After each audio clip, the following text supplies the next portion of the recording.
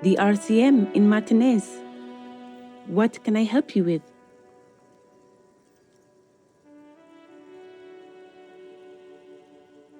We don't see a lot of police around here, that's all.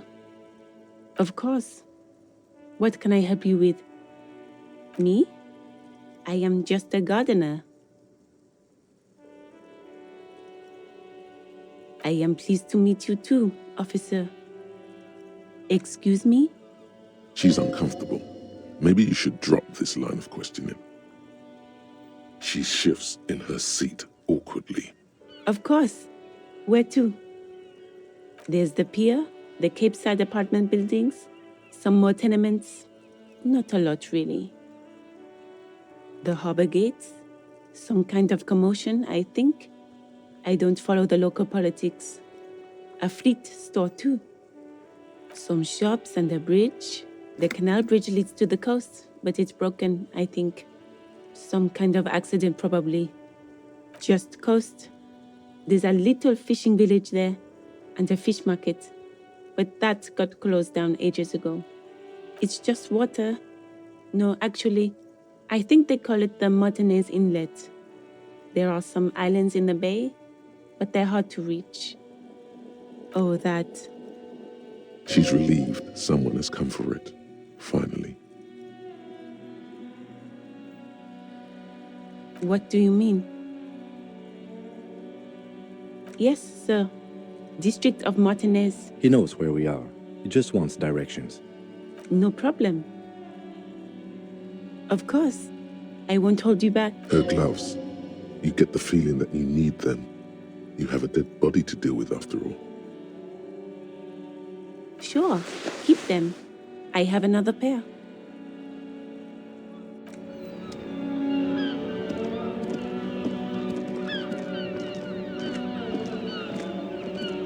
Before you stands a motor carriage. The bodywork is covered in blue and white livery, bearing the number 57. Vapor emanates from the large engine on the back of the vehicle. It hasn't had time to cool off yet. This must be the infernal machine that tore you from oblivion. In the cabin, you are welcomed by a set of steering levers, a radio microphone on a hook, a pull-out toolbox under the seat, and the soft glow of the fuel preheater gauge. A metallic drawer slides out from under the seat and clicks into place. The tools inside are neatly organized. Take what you need, officer. It's going to be a long case.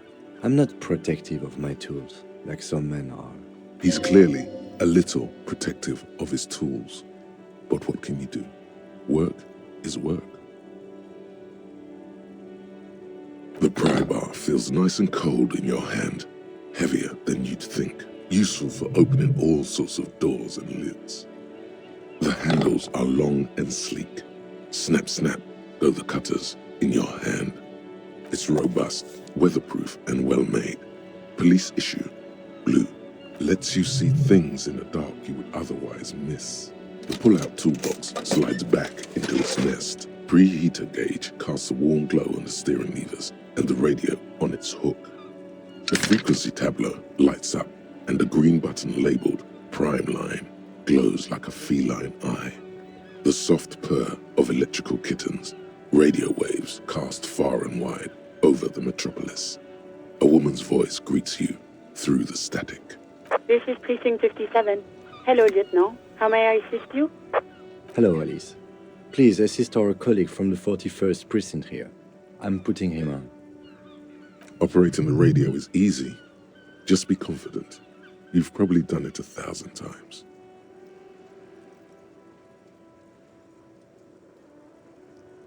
This is Officer Alice Demetri, Precinct 57. How may I assist you?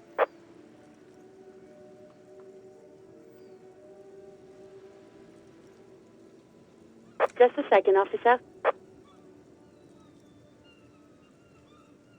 10-2, 10-5. This is 41st. Come in, over. A scrawny old man sits in a dusty cubicle, smoking, with a large white rectangle sewn on his vest. In front of him is a box-shaped apparatus with an array of wires and antennas. The radio switchboard. 10-4, what's your status? Over. 10-18, 10-20, over. State your message, sir. Over. 10-9, repeat message. Over. 10-4, message received. This is a very serious situation. I need to 10-22 the captain. Is it him? What does he want? Says he lost his badge and needs to report it. He what? He lost his badge? Who lost his badge? Dick fucking Mullen. Who do you think? It's Officer Dick Mullen from the bestseller Dick Mullen and the Lost Identity.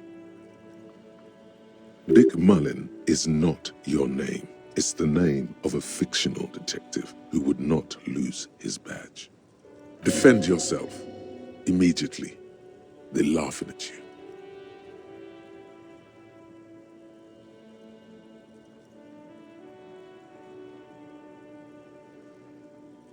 He says this has probably happened to other policemen before him and laughs sarcastically.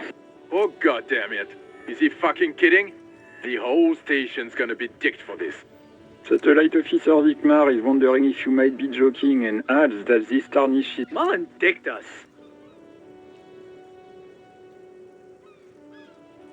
He's asking you to stop, says this is serious. Of course it's serious. He lost his... Satellite Officer Vikmar concurs, losing your badge is serious. Over. 10-4, I hear you, officer. I'm just going to make a note here that you are in pursuit of your misplaced badge. Over. Fuck me. Mac, come here. You've got to hear. What's going on? Super Cop here lost his badge. He lost his what now? His badge. He lost his goddamn fucking badge. He asks you to please stop saying he lost his badge. Why? Did he find it? Sergeant Orson was wondering if you found your badge yet. You don't have a comeback. Sorry. It's hard to think like this. He's not replying. Looks like he's still looking for it. 10-9, come again. I didn't get that. Over. New heights even for Captain Soap. Ask him. Ask him if he's lost his gun, too. Sergeant Orson wants to know if you lost your gun too. Over. Check your pockets. Check your... Holy fuck. You don't know where it is, do you? Okay, it's gone. Your gun is most definitely gone. 10-9, come in, officer. Did you get my question? We were wondering about your gun. Over.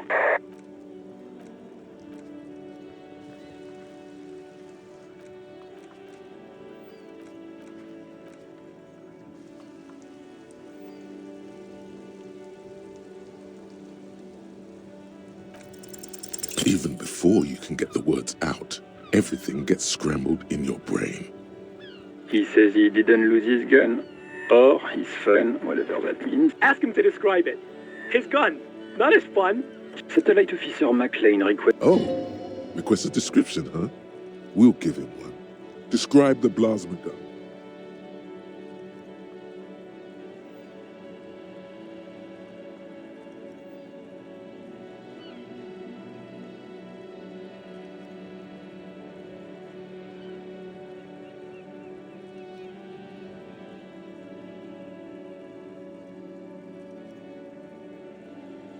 He says he did. Dear God, he lost his gun. Oh, This isn't really a laughing matter. Mac can face a giant of Coco Noor by himself. But Disco here made him piss his pants. oh I can't. Fuck. He lost it. I'm not going to. Ask him. Sergeant Orson here is wondering if you are still in possession of your genitalia. Over. That's a negative. Not going to say that. Over. What's he saying? Share with the class. He said he sodomized your mother. The prick ate Mama's vanilla waffles at the captain's birthday party. Some nerve he's got. Sure her vanilla waffles were the only thing he ate? Shut up, Chester. This isn't funny. This is my mom we're talking about. Tell him to apologize. Sergeant Orson requests that you apologize for the claims that you made about his mother. Over. He says he's sorry and... Okay. Tell him. Tell him to find his goddamn badge and gun. That's the only thing that matters here. Satellite officer... 10-4, affirmative. Officer in pursuit. Oh, God, Officer, do you need further assistance? Over. Okay, 10-4. Wait. Before you say anything stupid, think it through.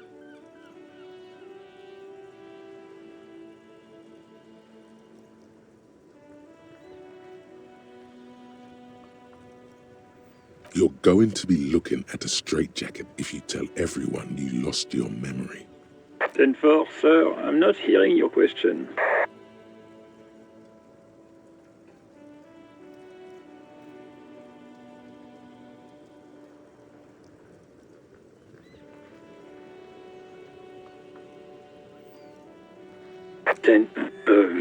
You probably don't want to continue on this road. Come again, sir. I didn't get that. 10-9, over. What? What is it? He wants to verify his information. But of course, it says Dick Mullen, High General of the Revacholian Cavalry Force. Tell him to stop wasting time. What do you need, sir? Over. Understood, sir. Over. Roger that. 10-10. Over and out. As you tap on the gauge, the indicator pin jerks as if startled. It's in the large orange sector. There's no use pressing the hit button. It won't start. Translation. We're not going anywhere. Alternative translation. Don't even think you can drive my MC. The white suede feels luxurious under the touch, and the metal clutch handle so very familiar in your palm. This is the Caprice Kinema, my motor carriage. You can use the toolbox and the radio. Motor carriage, motor carriage. Something bad with a motor carriage. A dark lump rises in your throat.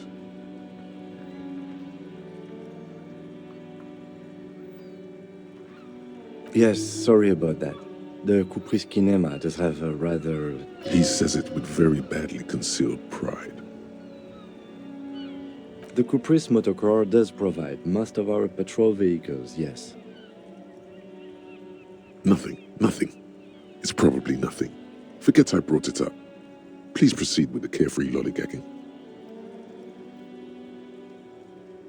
In the cabin, you see...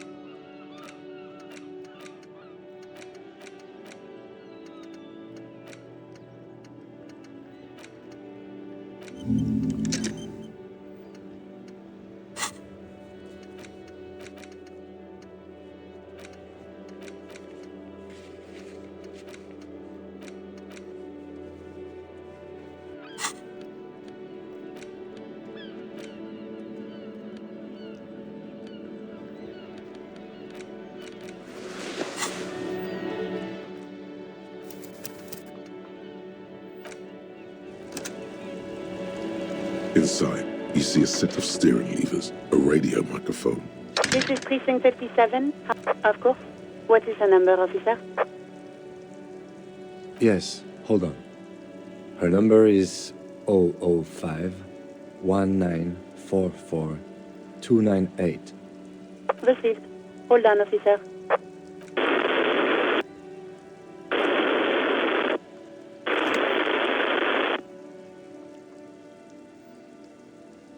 Give it a minute. She might be busy at the moment. Takes a bit to get to the phone. Just wait. Relax.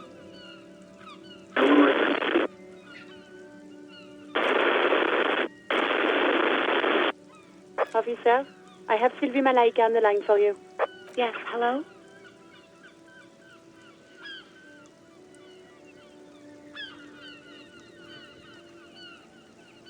Oh, right. Hello, officer. What can I do for you? There is no resentment in her tone. She wants you to ask her out. No question about it.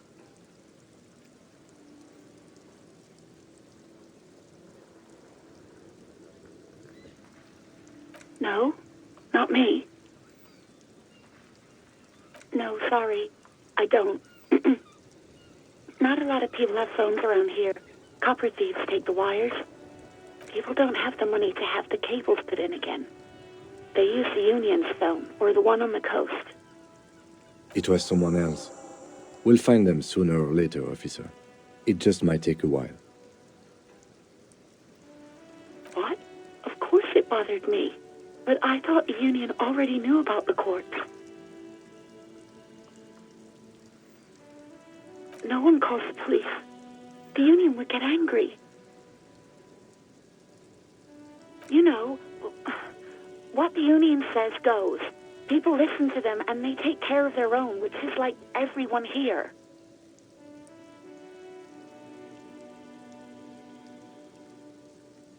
Legally, no. In reality, yes. Martinez is de facto policed by the dock workers' union. Words are not necessary to feel the lieutenant's discontent for the situation.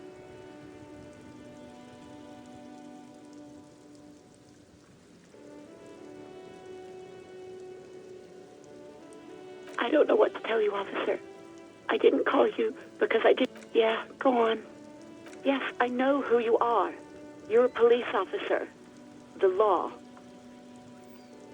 Oh, no. Real policemen have uniforms too, by the way. Where's yours?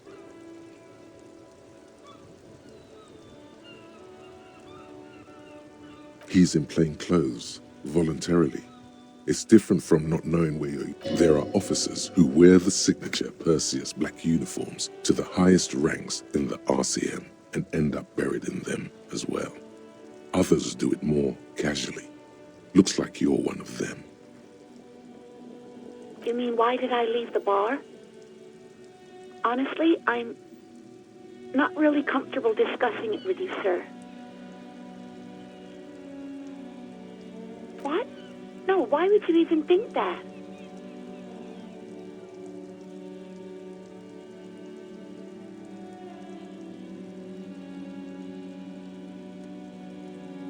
Please, don't bring Gar into this. I already said I don't want to talk about this.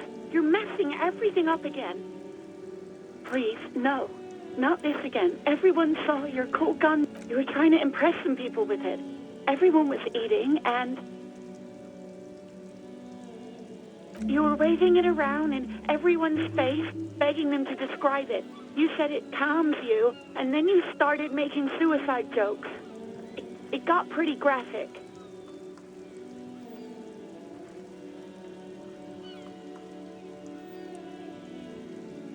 Me neither.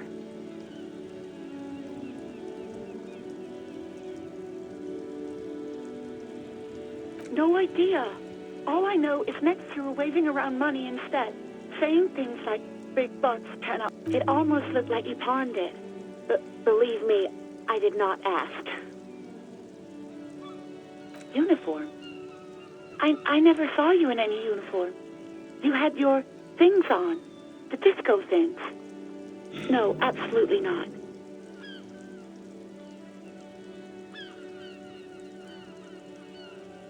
I do hope so. Please, don't call me again. Bye. Yes, you have obviously done something to upset her at the Whirling in Rags, when she was still working there. I'm not mad, it's just, you were so drunk and so emotional all the time, and then the skua thing happened. It just made me want to quit. The stuffed bird, the great skua, you threw it against the wall while screaming, "Fuck that bird," and laughing like a maniac. I think you said it had been giving you shit ever since you got there. It was a pretty bird, there since I started working in whirling. I really liked her. We called her Scotty.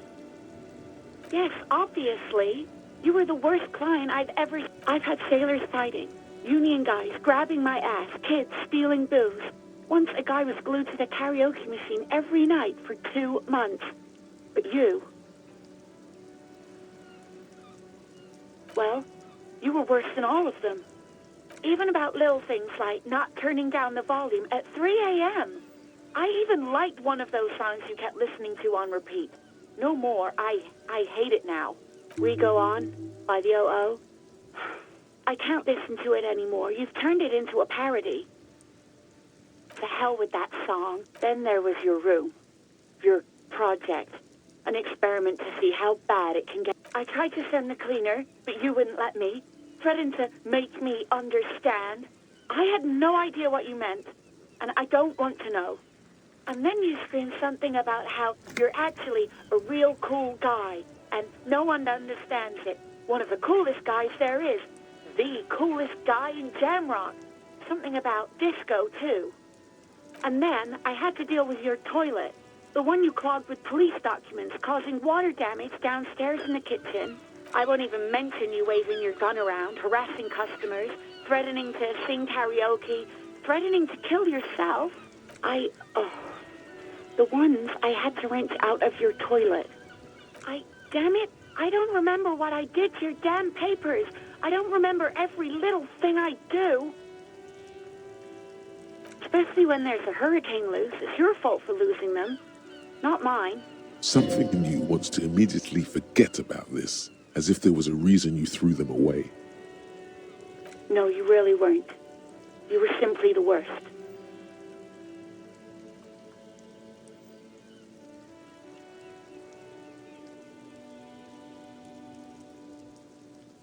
God, I knew I shouldn't have brought it up. Just try not to call me again, and let's pretend it never happened. All sorts of things. From disco, rock too. So much disco and rock. Yes, that's the one you like to sing along to the most. The later it got, the more that one came on. Interesting. You still have to find a copy, though, before you can blast it. Wait, really? No, this is absolutely not true. I like Guard.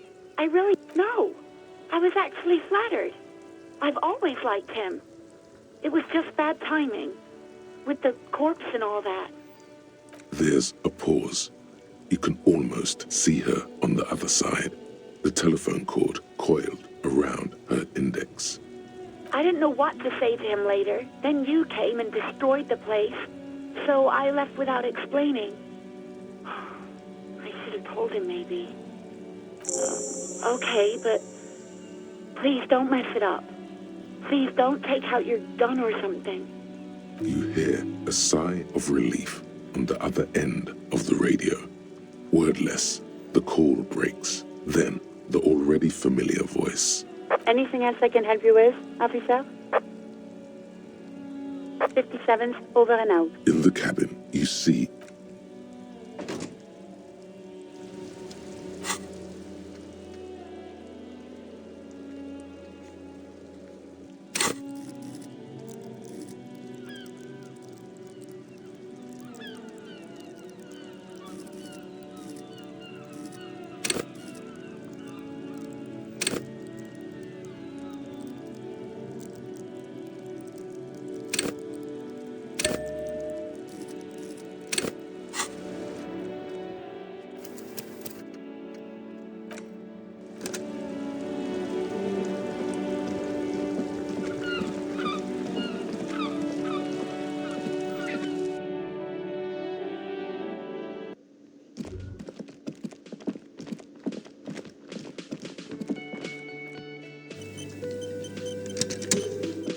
Can I help you?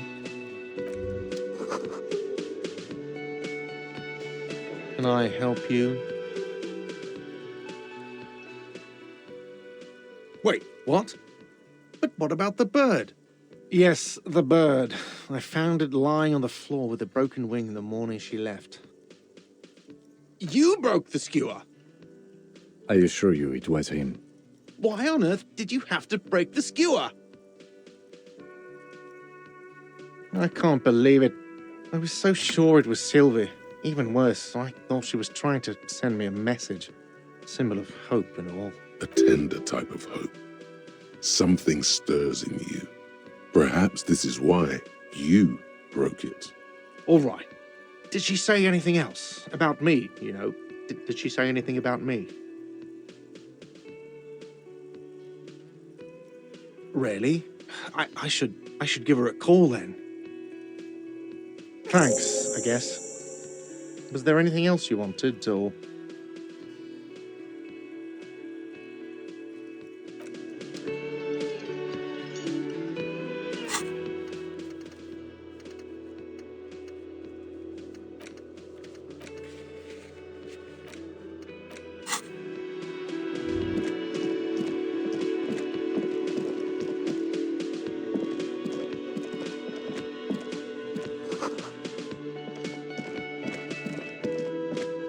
That sugary black rum stain on the counter makes you teary-eyed with joy. It's almost touching how syrupy and sticky it is. Oh, excuse me. Do you have something better to do than lust for sweet syrupy rum and lemonade? With a twist of lemon. The worker, isn't it? Perhaps he's on his way to where you just came from. Into the primordial darkness. A colorful piece of plastic is dangling from his carabiner. Makes your fingers itch. There is only one way to awake this bone idol from his slumber. Roar like a hurricane. Rip the buildings from the earth. Why the yelling man? Looks like a sow descendant. A lot of sow dock workers around. Wait, what? I was just slaving. What do you want, officer? That's the name of my employer. He doesn't sound too enthusiastic about this. How's it going? Haven't you noticed what's going on outside? Good. Then you understand the gist of it. We would all be better off without the employers and their employment. For one, I could get some goddamn shut-eye. Right to sleep, I say.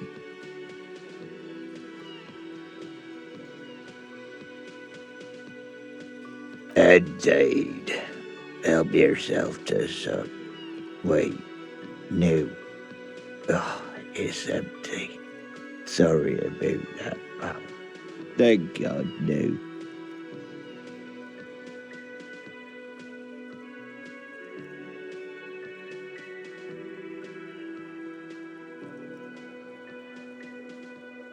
The worker stares at you, his eyes dry from sleep. I don't know what you're talking about, kind. A little me time in the abyssal pelagic zone. You can never return to it now. Only detective work remains. Wakefulness and detection. We are the workers, the union. We know what we need, what's right for us. Okay, I guess there's also Everard. He's in charge of the union. He's smart, knows how to negotiate. He's got our back. They got it. Majorette's got it. He's guarding the gate. I'm just getting some... The way he says Measurehead implies ultimate trust in this head reckoner's physical prowess. He seems like a worthy rival. You should slay him. Yeah, what about it?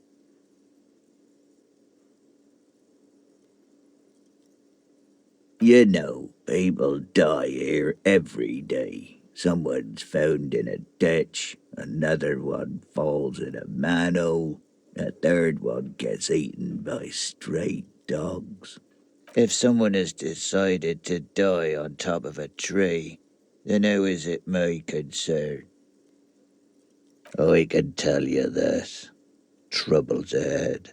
You have a pretty solid feeling that the man's not just mouthing off. He's strong, but even he has reasons to be cautious here. You heard what I said. Draw your own conclusions. That's all I know, and I prefer to keep it this way. The lieutenant gives you a little nod. There, so Union people think he was a killer, he thinks. Even sleepy hair. This doesn't help a lot, but it's something. Good work, detective. The dock worker doesn't answer.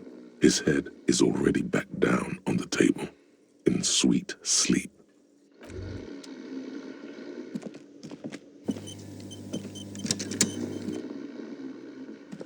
Yes?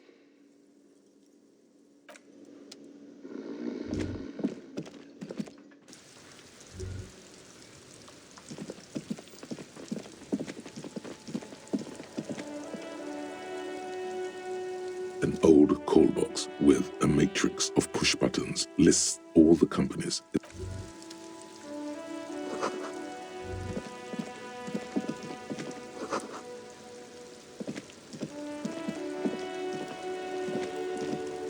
This Post Lavantorie mail collection box has been heavily vandalized with graffito. A closer inspection reveals 2 bullet holes in the front.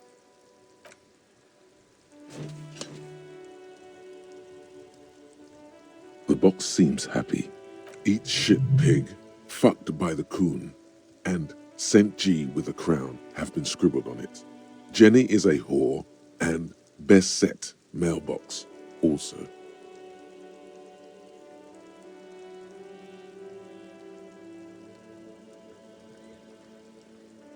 The mail collection box seems cathartic, thankful even.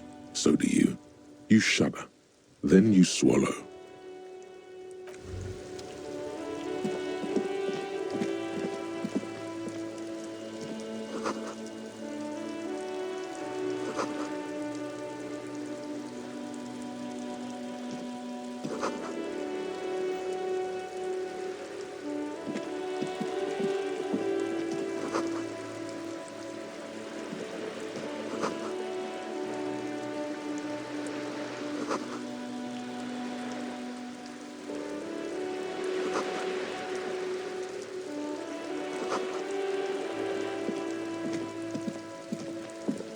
Hello, sir. Step right in. The store is open. Are you interested in a new and exciting book?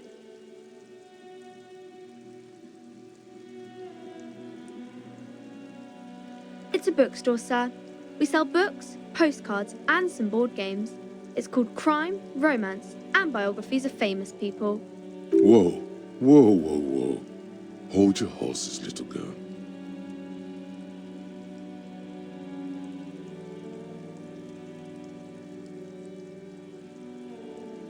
You're fooling nobody. Sir, are you okay? You've been standing here silently for a while now.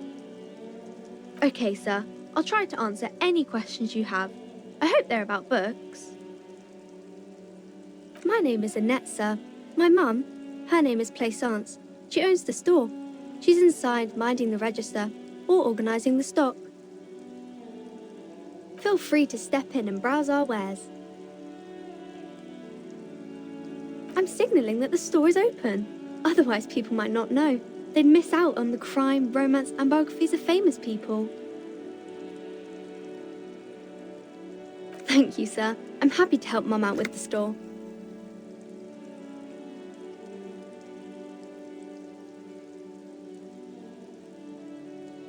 I do my studies at home at the moment. I have to help Mum keep this place running.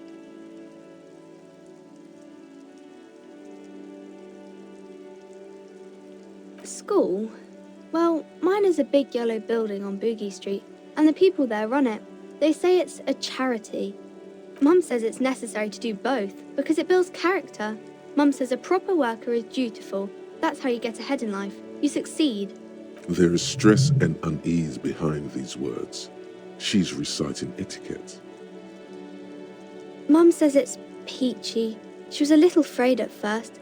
There's talk about this house being cursed. Behind her, the window has been boarded up. You sense the boards creaking, twisting for a second, and some kind of doubt in her tense shoulders. Cursed in the way that makes them say that no business has ever really thrived here, sir. That they all go... Exactly, but we've been doing fine so far.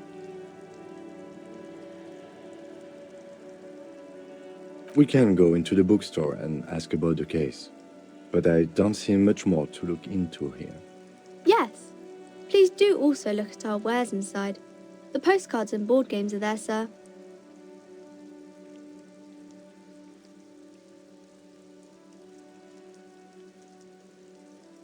It does not manifest itself in any way. It does not exist. I liked it better when we were talking about whether it's appropriate to stand out in the freezing weather. No such thing. Anything else you wanted to talk about, sir? Nothing really, sir. Mum doesn't allow me to sneak around in the back rooms or the cellar. I don't really know what's there. Maybe I can tell you about some of our books instead. Crime fiction is about murders or burglaries or things like that, and the work of a policeman or a private detective who's trying to solve a crime and catch the criminals.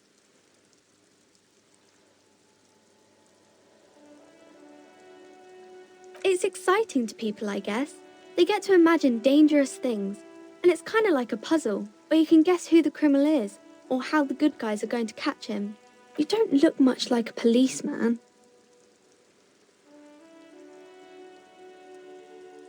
Didn't mean to offend, sir.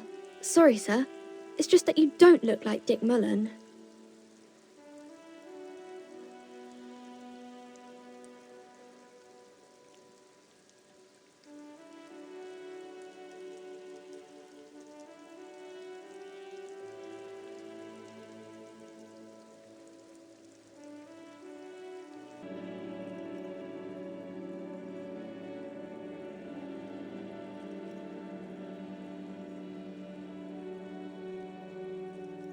Head, yes. But that's like the same thing.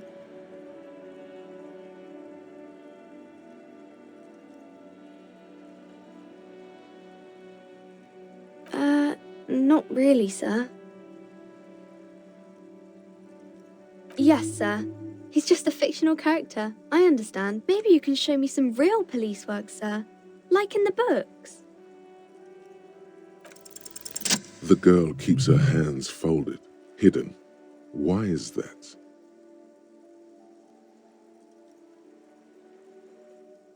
What do you mean, sir?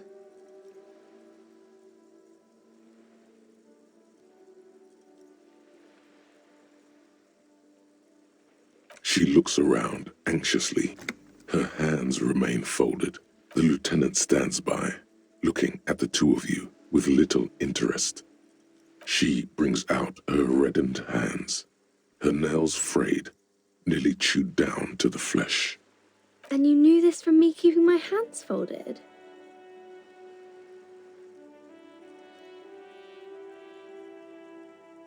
Well, that proves nothing.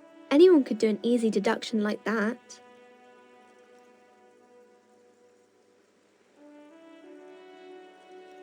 She nods, half provocative, half enthusiastic.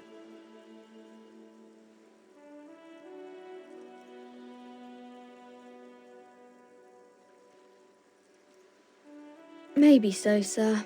Okay, I know it's a bad habit, and I shouldn't.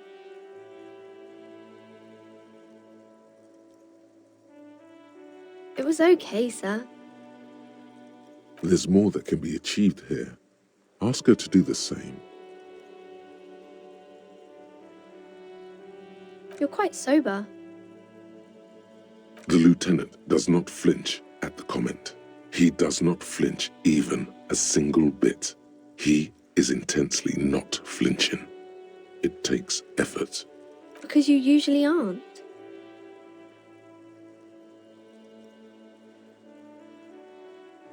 I'm sorry, sir. I hope things get better soon. There she stands, swaying on her feet, assaulted by the early spring breeze. She smiles at you. The whole situation suddenly feels familiar, somehow. You have absolutely no idea. Familiar? How? You must have forgotten something you heard again.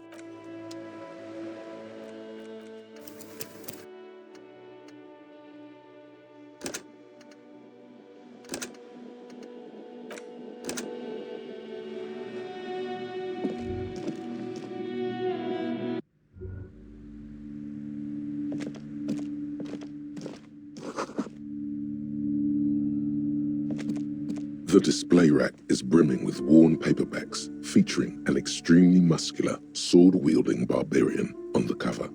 Nearly all the titles contain the word Heimdall somewhere. Rows and rows of Heimdall men blur your vision. You make out some titles.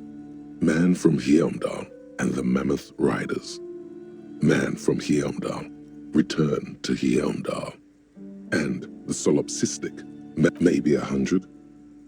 Man from Heimdall and the Sages at the End of the World. Man from Heimdall and the False God. Man from Heimdall and the Scorched Earth. Man from Heimdall, the Heimdall colonies. Man from Heimdall and the Swamp Beast. Man from Heimdall and the Snow Crabs. Not even close. Man from Heimdall in Hell. Man from Heimdall and the Forest of Slaves. Man from Heimdall under the lake. Man from Heimdall, Heimdall burning. There's even The Trial of Death, a pastoral combat game book set in the world of Heimdall man, and so much more. A twinge at the back of your head makes you flinch. Your eye starts twitching. Your hand reaches toward a book with glossy cover art of the very muscular man from Heimdall in chains, kneeling in front of a staircase leading to a throne. A woman sits on the throne, leering at the man. She's laughing at him, belittling him. Between the throne and the Heimdall man lies a bonfire, casting shadows on the wall. The shadow of the woman's headdress looks like a pair of devil horns. The title reads, Man from Heimdall and the Devil Woman. The display rack before you is burdened under piles of Man from Heimdall novels.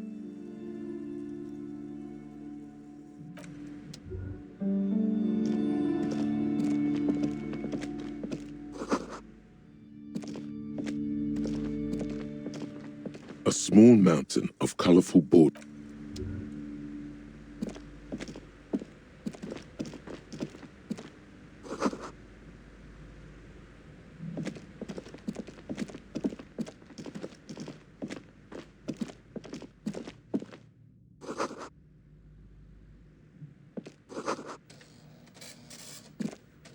The plaque on the shelf reads, Biographies of Famous People. You see a large variety of names, none of which ring a bell.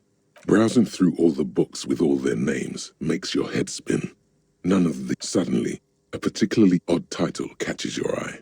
It reads, High Speed Love, the tragic true love story of Jacob Irv and Alfie Delatraz, by one Cecilia Averbrook. High Speed Love chronicles the romance between two of the finest tip-top tourney racers in history. One of them is the madcap driver, Jacob Irv. His blonde mane graces the cover. Next to Irv's life story, you see a slim biography of an Occidental rock star called The Anti-Star. He's famous for shooting morphine into one of his eyeballs and cocaine into the other. Next to that, Revacholian radio personality Guillaume Bevy stands in front of a rundown drug den. He's a permanent fixture on Channel 8, reporting on real-life crime and ruining cops' days. I really must insist you buy one of the books. Reading them is not for free. Do still browse, though, but not too long. I'm sorry, I did not mean to rush you. You are browsing. Go ahead. Take your time. Time is commerce.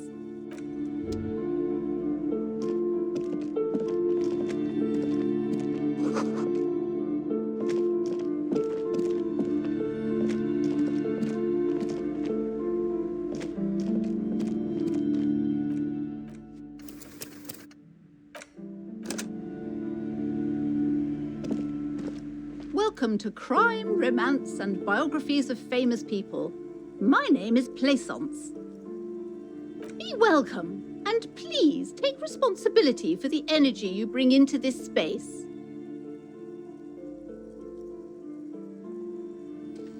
I am the proudest owner of our little shop of culture.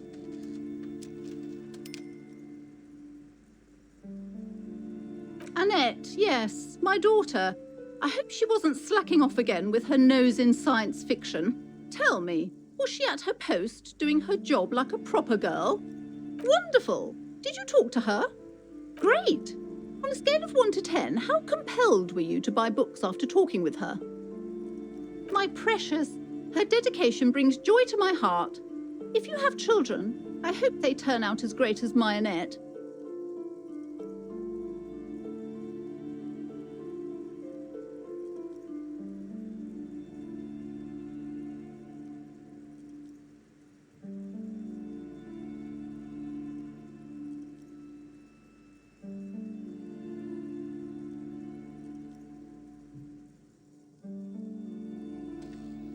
God, I told her not to do that. It's such a disgusting habit.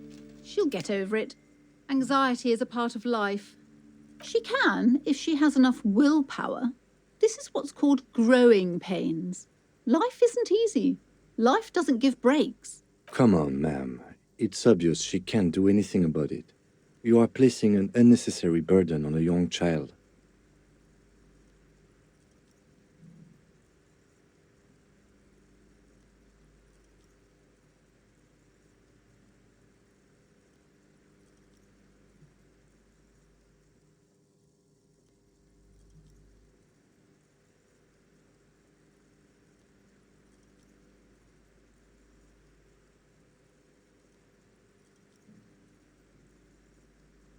She stands stiff and severe, silently fuming. 10 or so seconds pass without change. This is a person coming to terms with a new reality, one where they are wrong. It's not easy. Oh, no. Hold on. I need to invite her inside and apologise. There. I don't know what to say to you. My husband, he tries to teach me business lessons. I have what my mother called a dull mind. All this stress.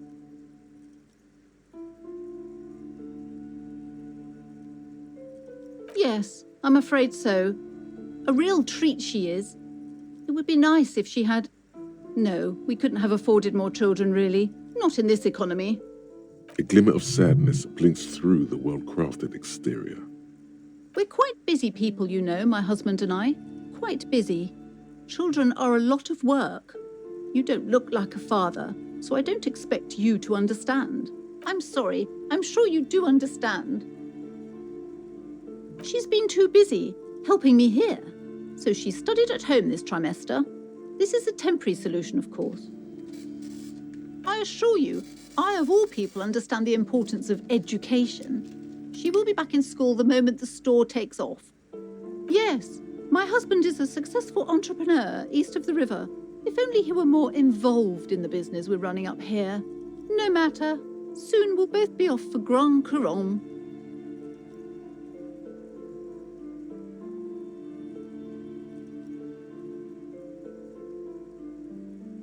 It's a proper place to live. One of the most peaceful neighbourhoods east of Jamrock.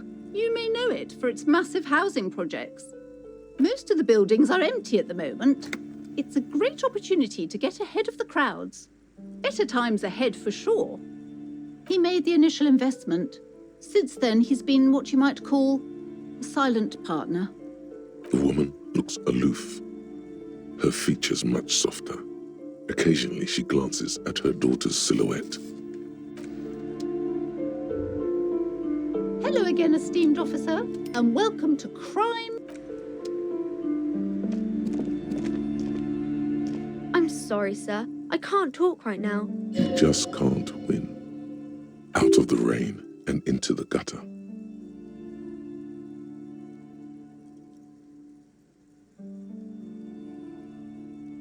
Math.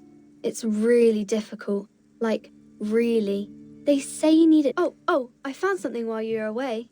I thought this would fit you. Like, thanks for helping out. Not me. The city, I mean. Like a detective does.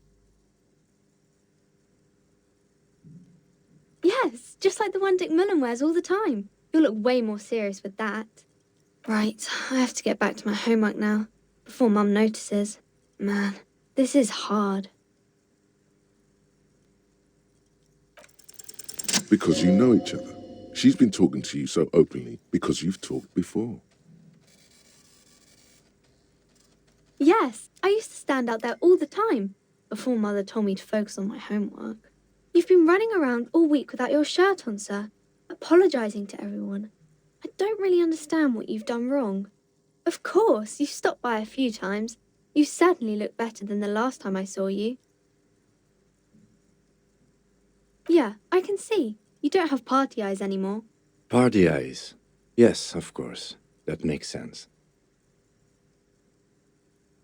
I'm not surprised children have seen you running around with party eyes on, he thinks. Not at all. You know, like a cat in the dark, all big and wide-eyed. It certainly looks odd on a man. The swiveling eyes of a loony drug addict. That is what she meant. You were probably gurning too. Fuck yeah. You should get some party eyes right now. Snap those sequins on you, boy. Oh, baby, that's not what you have to worry about. Worry about the important thing. I didn't know I had to do that.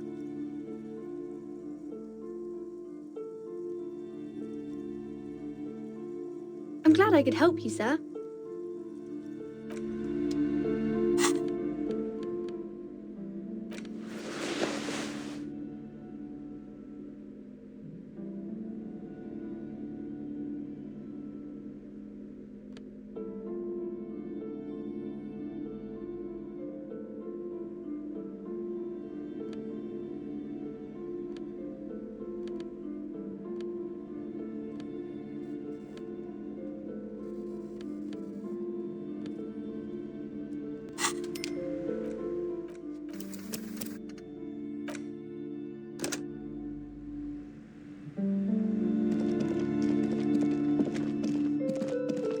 You see a set of tattered curtains blocking the way to another room. Excuse me, officer. The back room is strictly for employees only. Nothing. Now please go back to browsing the books. Don't you feel compelled to look at the books? The books are all you care about. She speaks almost as if she's trying to put a spell on you, urging you to buy more books. Oddly enough, the more she tries to draw you away from the curtains, the more alluring they become. You see some kind of charm, an irregular polyhedron assembled from bones, sticks, and straw. Inside, a disturbing fish head with empty eye sockets stares at you. This is a traditional Seminese ward, meant to provide protection against ill luck, bad dreams, curses, and other supernatural scourges. Inhabitants of Île de Fantôme, the Seminine Islands down south. Aside from poking at it suspiciously, there is nothing else to do with the fish head charm at this time. The curtain.